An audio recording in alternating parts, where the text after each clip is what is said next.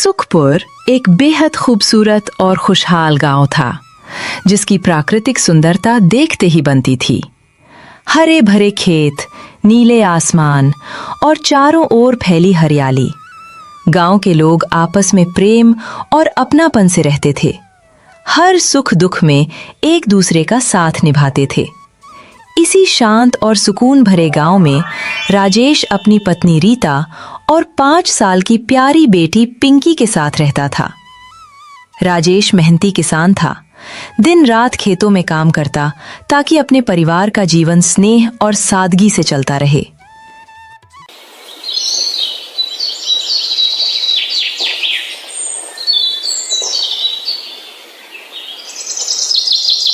अरे ओ रीता, खाने की पोटली तैयार हुई कि नहीं? देर हो रही है, बैलों को भी खोलना है अभी। बस आ रही हूँ जी, जरा रोटी उतार रही थी। परवल की सब्जी बनाई है आपकी पसंद की।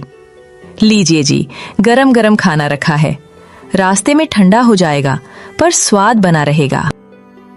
अरे भाई, तुम्हारे हाथ की बनी परवल तो जैसे अमृत लगती है, बिना खाए मन नहीं भरता। आप भी ना, बस यूं ही तारीफ किए जाते हैं। कुछ मीठा भी रखा है। गुड़ की चक्की पिंकी के लिए भी बचा ली है। ठीक है, देखो रीता, आज देर हो जाएगी शायद, खेत की मेड़ ठीक करनी है। ठीक है जी, लेकिन धूप तेज है। बीच बीच में पानी पी लीजिएगा और थोड़ा आराम भी कर लीजिएगा। सारा दिन खटते हैं। हाँ, ध्यान रखूंगा। तुम भी खुद को ज्यादा मत थकाना। पिंकी का ख्याल रखना। जाइए जी, राधे राधे। भगवान आपका दिन शुभ करे। जल्दी लौट आइएगा, पिंकी आपका इंतजार करेगी।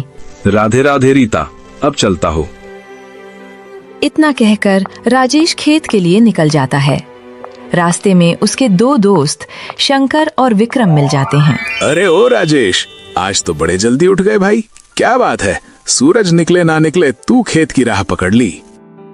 अरे शंकर, जो किसान देर करे उसकी फसल भी देर से मुस्कुराती है। आज काम थोड़ा ज्यादा है, इसलिए सोचा जल्दी निपटा लूं। काम बाद में करना भाई, पहले जरा मौसम देख लें। लग रहा है इस बार ठंड कुछ ज्यादा ही गिरने वाली है। खेत में टिकना मुश्किल होगा। अरे तुम दोनों को तो हर साल यही डर लगा रहता है। ठंड ठंड करते रहो पर काम का नाम नहीं लो। किसान अगर मौसम से डर गया तो फिर खेत कौन संभालेगा? हाँ भाई, तू तो बड़ा बहादुर किसान है। कल जब बर्फ जैसी हवा चलेगी तब देखेंगे तेरी ये बहादुरी कहाँ जाती है। हवा चले या तूफान, खेत तो अपना है और अपनी मिट्टी से डर कैसा। ठंड को भी आदत डालनी पड़ेगी राजेश से। ठीक है भाई, जो होगा देखा जाएगा, पर जब ठंड सच में चढ़ेगी ना तब हमारी बात याद आएगी। तुम दोनों बस बातों में दिन निकालो, मैं चलता हूँ, खेत बुला रहा है। देर कर दी तो बैल भी नाराज हो जाएंगे। इतना बोलकर राजेश खेत की ओर निकल जाता है। राजेश अपने खेतों में काम कर रहा था कि तभी उसे ठंड से बचने और पैसे कमाने की एक तरकीब सूझती है। सब कहते हैं कि इस बार ठंड खूब गिरेगी, तो क्यों ना मैं अभी से ही लकड़ियां जमा करने लगूं। जब ठंड आएगी और सबके घरों की आग बुझने लगेगी, तब लोगों को लकड़ी की जरूरत पड़ेगी और मैं ही उन्हें दूंगा। देखो भाई, काम भी मेरा, फायदा भी मेरा। खेत में दिन भर खटने से अच्छा है कि थोड़ा दिमाग लगाया जाए। अगर आज से शुरू कर दूं तो महीने भर में इतना इकट्ठा कर लूंगा कि गांव का हर घर मुझसे ही लकड़ी खरीदेगा। रीता भी खुश हो जाएगी। पिंकी के लिए कुछ नए कपड़े भी ले आऊंगा। हाँ, यही ठीक रहेगा। मेहनत भी होगी और ठंड में परेशानी भी नहीं। अब वक्त है सोच को काम में बदलने का। चल राजेश, लग जा जुटाने में। इतना सोचकर राजेश अपने घर की ओर चल देता है। थोड़ी देर बाद वह अपने घर पहुंच जाता है। अरे जी, आप इतनी जल्दी लौट आए। बोले तो थे कि आज देर हो जाएगी। सब ठीक तो है ना? कहीं तबीयत तो नहीं बिगड़ गई? अरे नहीं रे रीता, ऐसी कोई बात नहीं। बस सोच में एक बात आ गई। दिमाग में एक बढ़िया तरकीब सूझी, सो सीधा घर चला आया। तरकीब? कैसी तरकीब? सब काम छोड़कर घर चले आए। जरूर कुछ बड़ा सोच लिया होगा आपने। देख रीता, सब कहते हैं इस बार ठंड बहुत पड़ेगी, तो मैंने सोचा क्यों ना अभी से ही लकड़ियां इकट्ठा करने लगूं। जब ठंड बढ़ेगी तब सबके घर में आग जलाने की जरूरत पड़ेगी और तब मैं उन्हें लकड़ी बेचूंगा। सब मेरे पास आएंगे और मैं अच्छे पैसे कमा लूंगा। खेत का काम भी रहेगा और थोड़ा बहुत कारोबार भी हो जाएगा। अरे ये तो बड़ी समझदारी की बात सोच ली आपने जी। सच कहूं तो गांव में किसी को इतना आगे का ख्याल नहीं आता। अगर समय रहते लकड़ियां जमा कर ली तो ठंड के दिनों में आधा गांव आपका एहसान मानेगा। हाँ रे, यही तो सोच रहा था। अब शाम से ही जंगल की तरफ निकल जाऊंगा। धीरे धीरे इतनी लकड़ी इकट्ठा कर लूंगा कि सर्दी में घर भी गर्म रहेगा और जेब भी। भगवान करे आपकी ये सोच रंग लाए। मैं भी शाम को मदद कर दूंगी। पिंकी को सुलाकर लकड़ियां बांध दूंगी। फिर शाम के वक्त राजेश जंगल की तरफ लकड़ियां काटने निकल जाता है।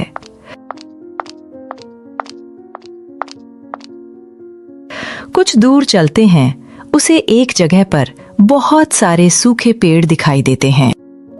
वाह रे भगवान, आज तो किस्मत खुल गई। इतने सारे सूखे पेड़, और मैं सोचता था कि लकड़ियां जुटाने में हफ्तों लगेंगे। यहाँ तो आधा काम तो आज ही हो जाएगा। चल राजेश, अब देर न कर। जितनी जल्दी लकड़ियां काटेगा उतनी जल्दी घर में गर्मी आएगी और जेब में पैसे। इधर गांव में लोग आपस में बात कर रहे थे। अरे सुमन, इस साल तो ठंड कुछ ज्यादा ही जोर की पड़ रही है रे। सुबह सुबह अंगुलियां तक सुन्न हो जाती हैं। चूल्हा भी जैसे आग नहीं पकड़ता, सब लकड़ियां गीली पड़ी हैं। हाँ भौजी, सही कह रही हो। अब तो लगता है पिछले साल की सर्दी भी इसके आगे कुछ नहीं थी। ऊपर से बारिश के आसार भी दिख रहे हैं। अगर बरसात पड़ गई तो लकड़ी सुलगानी भी मुश्किल हो जाएगी। हाँ, और सुनो, राजेश रोज जंगल जाता है लकड़ी काटने। कहता है ठंड के दिनों में काम आएगी। बड़ा सयाना बन गया है वो भी। अरे भौजी, सयाना तो है ही, पर भगवान करे इस ठंड से कोई बीमार ना पड़े। खेतों में काम ठप पड़े हैं और घरों में चूल्हे तक मुश्किल से जल रहे हैं। लगता है इस बार ठंड का कहर कुछ ज्यादा ही होने वाला है। ही दूसरी तरफ राजेश रोज जंगल जाता और ढेर सारी सूखी लकड़ियां काटकर अपने घर ले आता। एक सुबह जब राजेश जंगल में लकड़ियां काटने जा रहा था, तब रास्ते में उसे फिर से शंकर और विक्रम मिल जाते हैं। अरे ओ राजेश, जरा ये तो बता, तू रोज रोज जंगल में लकड़ी काटने क्यों चला जाता है? अब तो तेरे घर के आंगन में ही लकड़ी के ढेर लग गए होंगे। कहीं कोई नया काम शुरू करने का सोच रहा है क्या, या फिर कोई राज छुपा रहा है हमसे? सही कहा शंकर, हमने तो कभी किसी को इतना मेहनती नहीं देखा। सुबह होते ही कुल्हाड़ी लेकर निकल जाता है, शाम को गट्ठर लादे लौटता है। अब तो पूरा जंगल तेरी कुल्हाड़ी की आवाज पहचान गया होगा। बोल ना भाई, क्या कर रहा है तू? इतनी लकड़ी आखिर काम कहाँ आएगी? अरे रे, तुम दोनों भी ना, कुछ बड़ा नहीं, बस रीता ने कहा था कि इस बार ठंड ज्यादा पड़ेगी तो सोचा थोड़ा ज्यादा जमा कर लूं। अपने घर का चूल्हा तो जलता रहे ना भाई।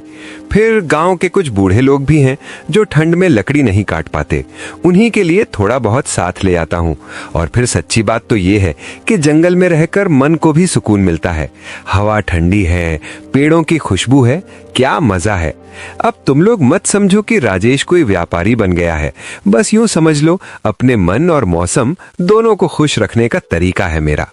राजेश की बातें उन दोनों को अजीब लगी, लेकिन दोनों ने उतना ध्यान नहीं दिया। कुछ दिन ऐसे ही बीत गए। राजेश रोज जंगल जाता और ढेर सारी लकड़ियां काटकर अपने घर ले आता। धीरे धीरे उसने अपने घर में लकड़ियों का भंडार जमा कर लिया था। अब गांव में ठंड बहुत ज्यादा बढ़ चुकी थी। अब राजेश अपने घर के बाहर एक बोर्ड लगा देता है जिस पर लिखा हुआ था, मात्र 10 रुपए में लकड़ियां ले जाओ। जब सभी गांव वाले राजेश के घर के बाहर वो बोर्ड लगा देखते हैं तो सभी को राजेश की चतुराई का पता चल जाता है कि वो क्यों हर रोज सूखी लकड़ियां काटने जंगल जाता था।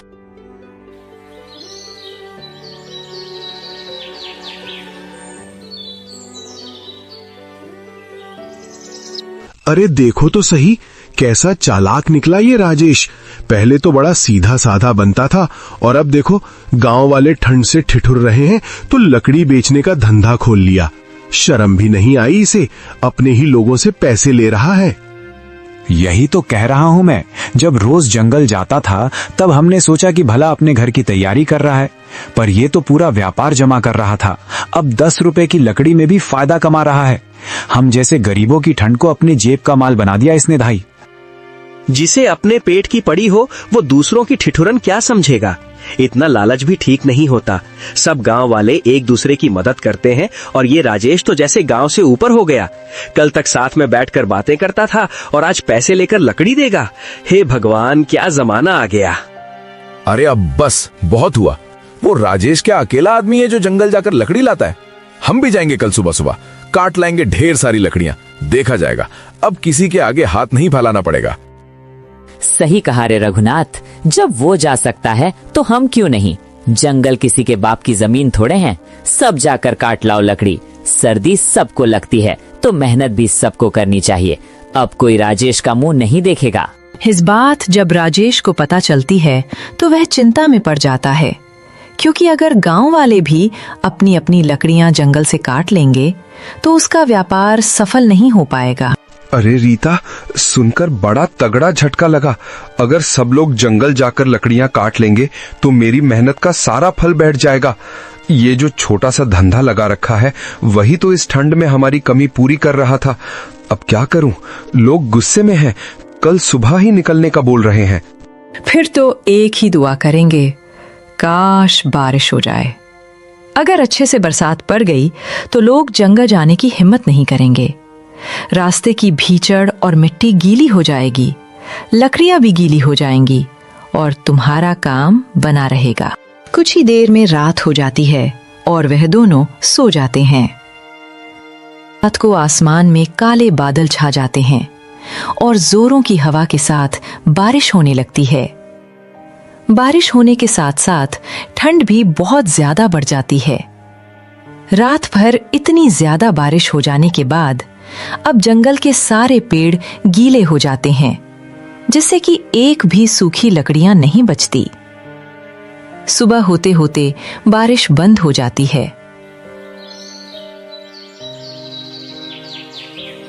जब रीता और राजेश ये सब देखते हैं तो वो बहुत खुश हो जाते हैं।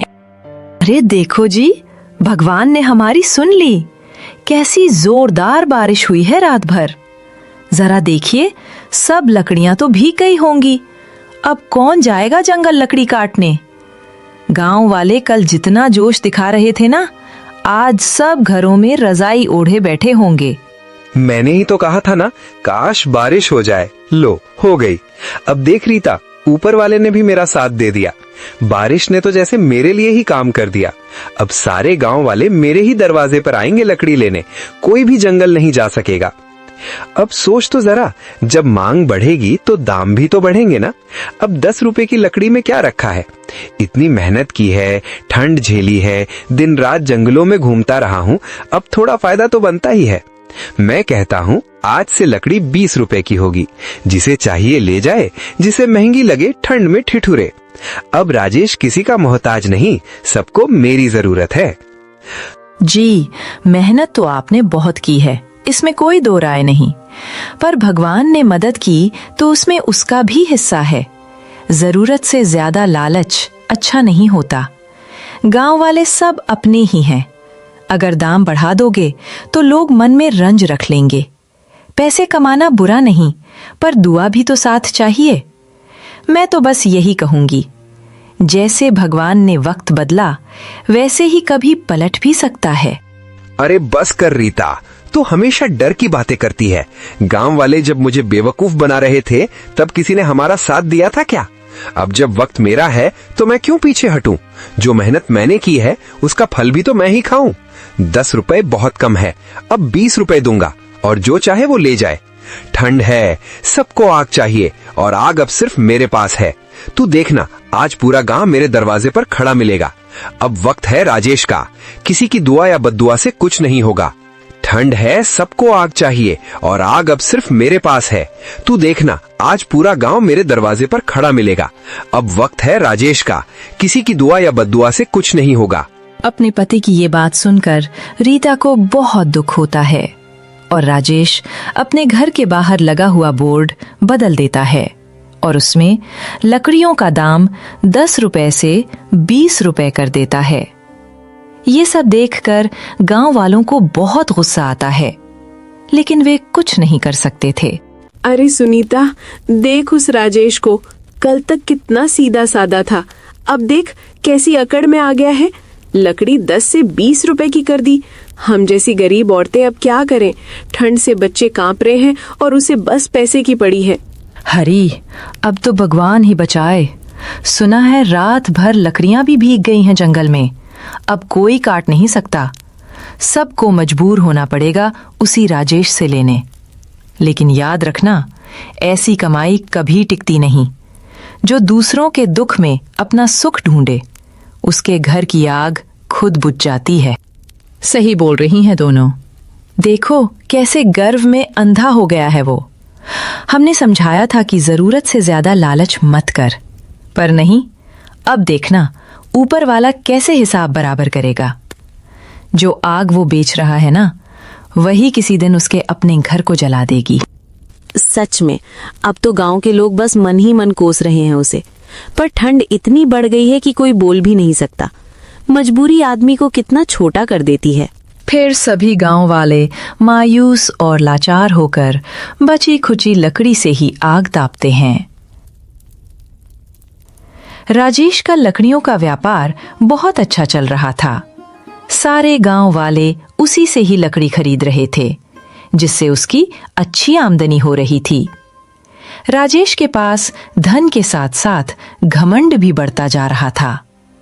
एक दिन की बात है।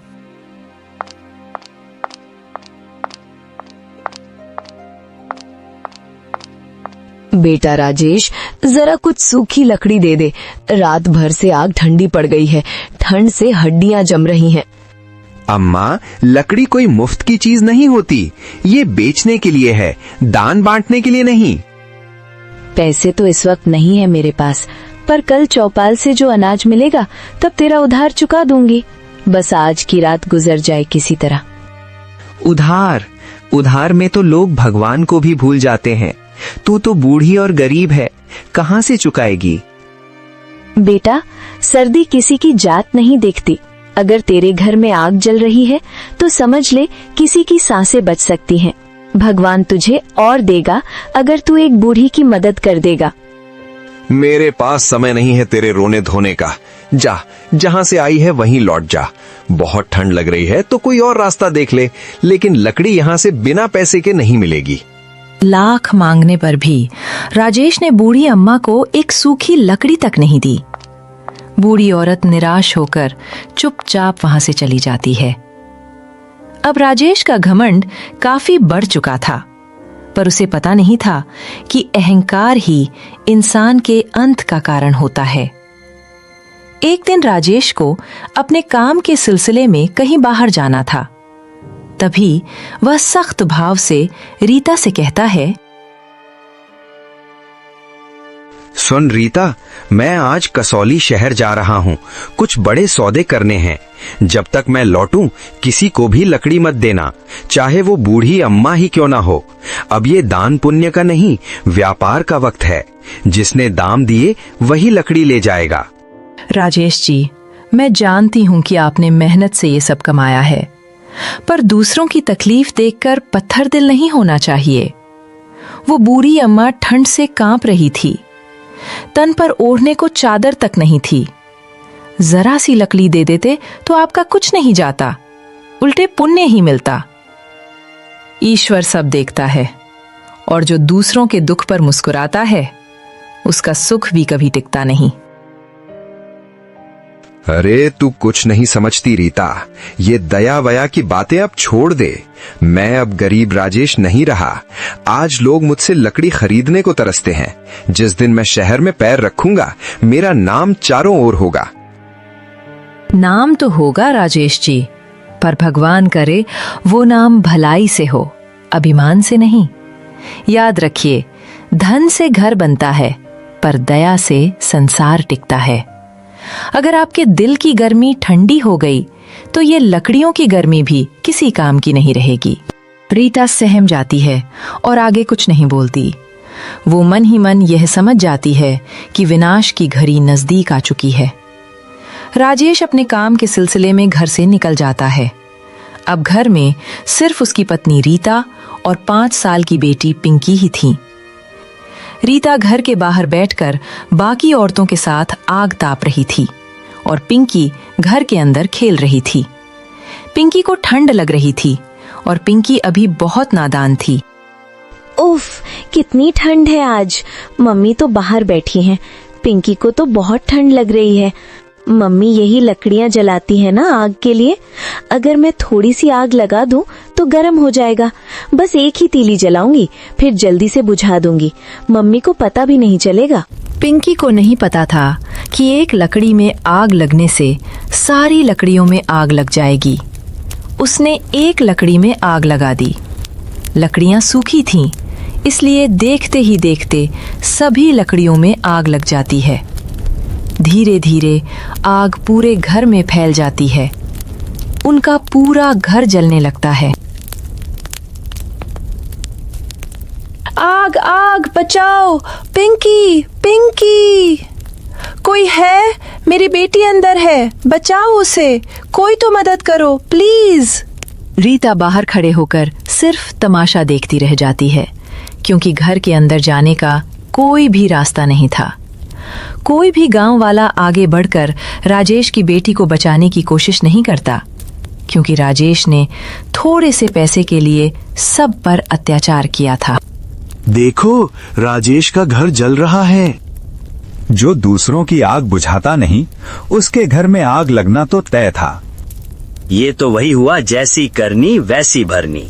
थोड़ी देर में घर जलकर राख हो जाता है और राजेश की बेटी पिंकी उसी में जलकर मर जाती है। जब राजेश वापस लौटकर आता है तो वह अपने जले हुए घर को देखकर स्तब्ध रह जाता है। ये क्या हो गया? रीता, रीता, पिंकी कहाँ है? मेरी बेटी कहाँ है? वो अंदर थी। अंदर लकड़ी में आग लग गई। मैं कुछ नहीं कर पाई। कोई भी आगे नहीं आया। सब देखते रहे। मेरी पिंकी, मेरी बच्ची। नहीं नहीं, ये नहीं हो सकता। पिंकी, मेरी बेटी, मेरी गुड़िया। मैंने क्या किया? मैंने क्या कर दिया? मेरे लालच ने, मेरे अहंकार ने मैंने अपनी बेटी खो दी। मेरे हाथों से मेरी बच्ची चली गई। मैंने कहा था ना, जो दूसरों की आग बुझाता नहीं, उसके घर में आग लग जाती है। भगवान सब देखता है। राजेश भी रोने लगता है। उसे अपनी गलती का एहसास हो जाता है, लेकिन अब बहुत देर हो चुकी थी। उसका लालच, उसका अहंकार, सब कुछ उसकी सबसे प्यारी चीज छीन ले गया। जो आग उसने पैसों के लिए बेची थी, वही आग उसके घर को, उसकी खुशियों को जलाकर राख कर गई। गांव वाले चुपचाप खड़े देखते रहे। किसी ने कुछ नहीं कहा, क्योंकि ये नियति का न्याय था। राजेश के घमंड का अंत हो गया था और उसके साथ उसकी पूरी दुनिया भी। लालच और अहंकार इंसान को अंधा बना देते हैं। जो दूसरों के दुख में अपना सुख ढूंढता है, किस्मत एक दिन उससे भी उसकी खुशियां छीन लेती है। धन कमाना बुरा नहीं, लेकिन मानवता को खोकर कमाया गया धन कभी सुख नहीं दे सकता।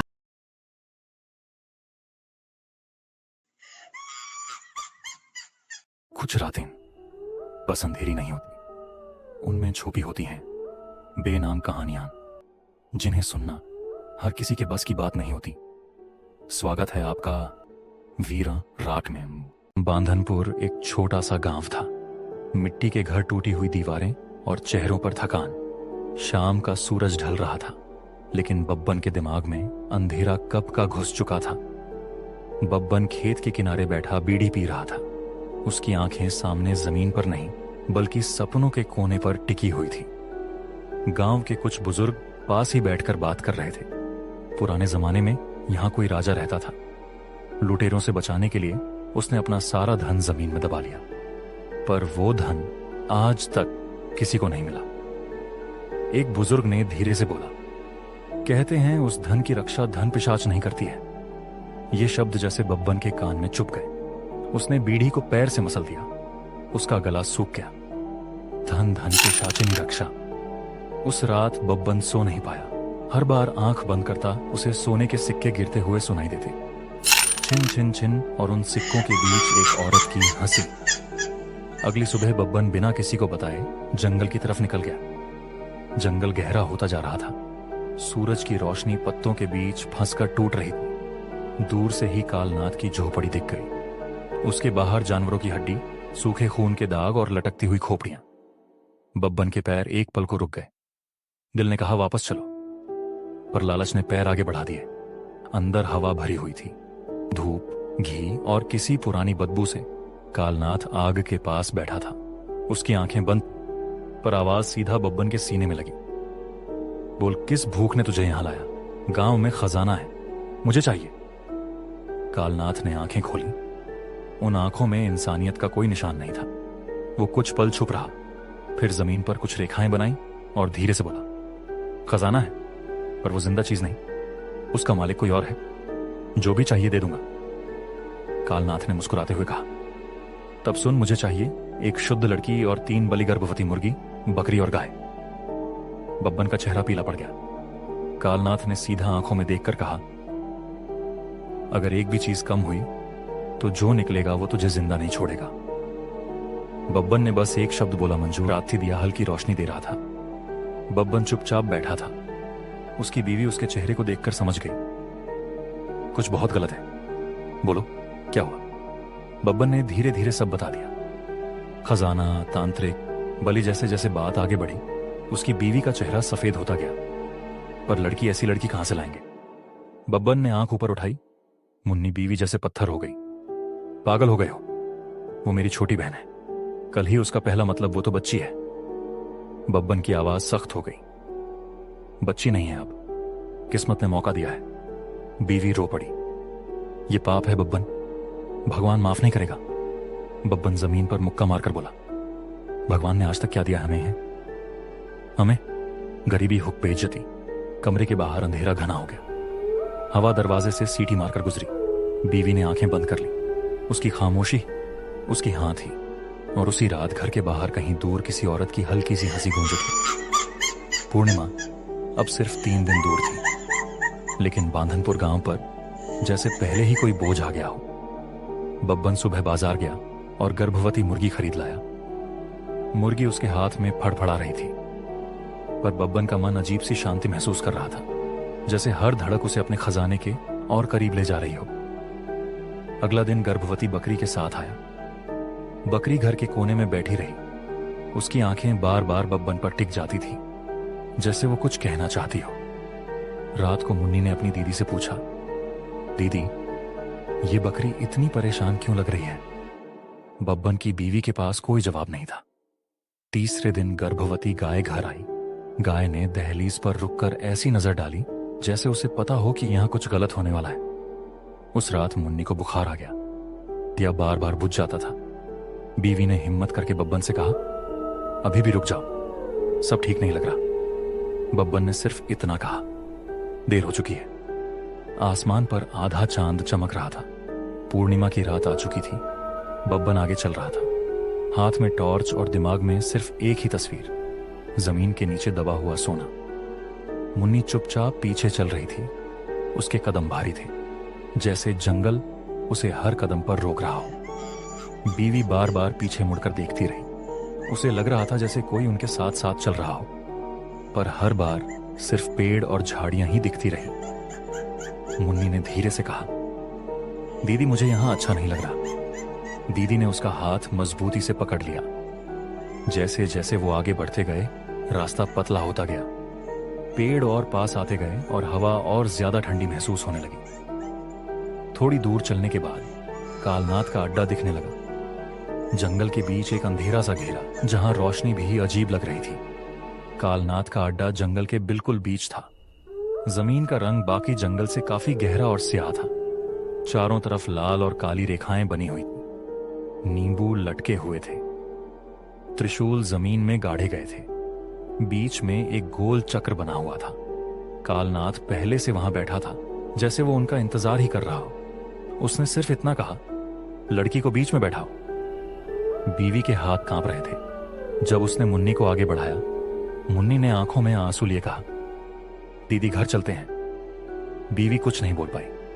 उसने मुन्नी को चक्र के बीच बैठा दिया। कालनाथ ने पूजा शुरू की। उसने कुमकुम उछाला, नींबू काटे और गहरी आवाज में मंत्र बोलने लगा। मुन्नी का शरीर धीरे धीरे तनने लगा। उसकी सांस तेज हो गई और फिर वो अचानक जमीन पर गिर पड़ी।